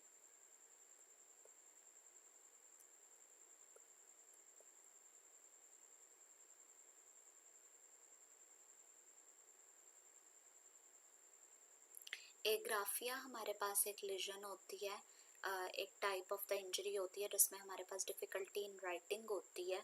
तो ये किसके साथ एसोसिएटेड होती है, कौन से लोब की लीजन होती है जो कि हमारे पास मैनिफेस्ट होती है एज एग्राफिया। ये जो हमारा पेराइटल लोब होता है ये हमारी सेंसेशंस के साथ मोस्ट कॉमनली रिलेटेड होता है, और पेराइटल लोब के साथ ही हमारी एग्राफिया एसोसिएटेड होती है।